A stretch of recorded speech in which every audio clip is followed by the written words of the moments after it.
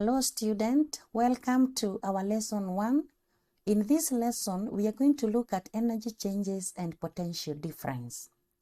Now, when we look at an electric circuit, and this is something that we discussed in Form 1, that is in the last topic, simple cells and simple circuit, where we know that an electric circuit consists of a battery, it consists of connecting wires, and maybe electrical devices like a bulb. Now, when we are considering that electric circuit, the electrical energy that is supplied by the battery or the dry cell to an electrical device, that energy is converted to other forms by this device. For example, you have an electric motor. This transfers most of the electrical energy into mechanical energy. Then we have electric fire. This will transform most of electrical energy supplied to heat energy in the fire filament and some light energy. Now, these devices, if you recall in Form 3, these devices that transform or that help us to transform energy from one form to the other, we call them transducers. So in other words, we can say we have an electrical motor as a transducer that is converting electrical energy to mechanical energy. Remember, energy cannot be destroyed and it cannot be created. But what happens is that energy is converted from one form to another. Now we have an electric lamp. This one transforms most of the electrical energy to heat energy, with some producing luminous energy or what we call light energy. Now, whenever we have an electric current passes through a conductor, it generates heat.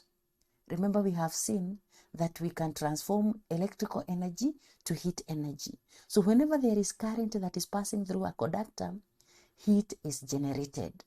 And this is now what we call the heating effect of an electric current. And the main reason as to why heat is being generated is because of the resistance offered by the conductor to the current. When we talk of resistance, we are talking of the opposition to the flow of charges. Whenever we talk of current, current is the rate of flow of charges. So as the charges tries to flow, they have what we call the opposition force, or the force that is resisting that flow of charges, and that is what we call the resistance. Now, for that current to flow, the work that has to be done to overcome this resistance, and by so doing, you find that heat is generated.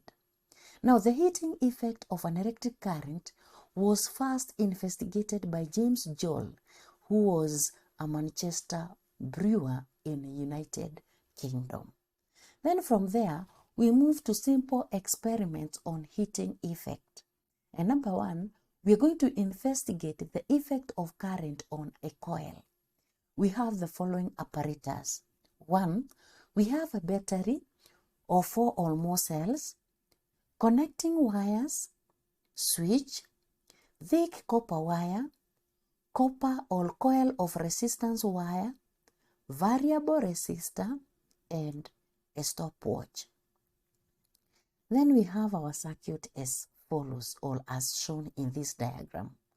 We have the battery, we have the connecting wires, and we have a thick copper wire, we have the resistance wire, and we have our variable resistor.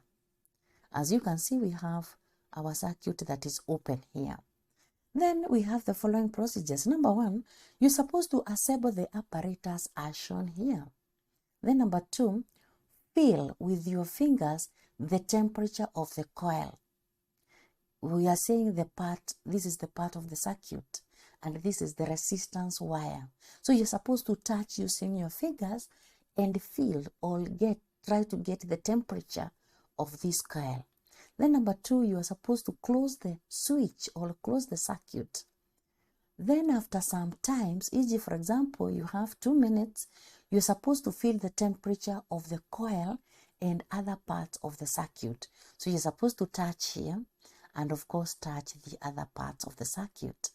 Then increase the amount of current. And how do you increase the amount of current?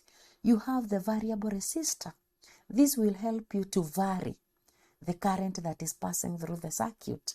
So by increasing or reducing, you change the current that is flowing. So therefore, you can be able to increase the amount of current that is flowing through the coil. And as you increase, you're supposed to feel the temperature of the coil using your fingers. Then switch off the circuit. From there, after doing all that, we have the following observations. First of all, remember we are supposed to feel the temperature of the coil when the switch was open. Now, the first observation is that the coil feels warmer after closing the switch, which implies that by closing the switch, the temperature of the coil is increased. What does that tell us? This shows that electric current produces a heating effect in the coil, and that is why it is feeling warmer. As you increase the current, that is, a higher current produces more heat. Then we move to explanation. The electromotive force, or what we call the EMF of the battery, forces a flow of electrons around the circuit. Remember, when we have the flow of current, it implies that there is changes or there are charges that are flowing. And we have seen that these charges encounter resistance. That is why now we are saying the EMF of this battery forces the flow of electrons around the circuit against the resistance offered by the various components of the circuit. And therefore, for that to happen, work has to be done to keep the current flowing, especially through the high resistance wire that was our coil. And the greater work is done on that resistance wire than the other parts of the circuit. Remember, we were using a thick copper wire. Thick copper wire has low resistance compared to our resistance wire. And that is why the coil gets warmer than the other parts of the circuit, because it is offering a higher opposition, and therefore more work has to be done on that resistance wire. Now, if the amount of heat produced is increased, the coil may get red hot. And how do you increase the amount of heat? You can increase the current and also increase the time. Therefore, as you do so, you may find that your coil will get red hot. Further heating, that is, if you increase heating, you will find that the atoms of that particular resistance wire will break free, and this will make the wire to melt. So in other words, we're saying the heating effect or the heat that is produced by the current can even make the wire to melt.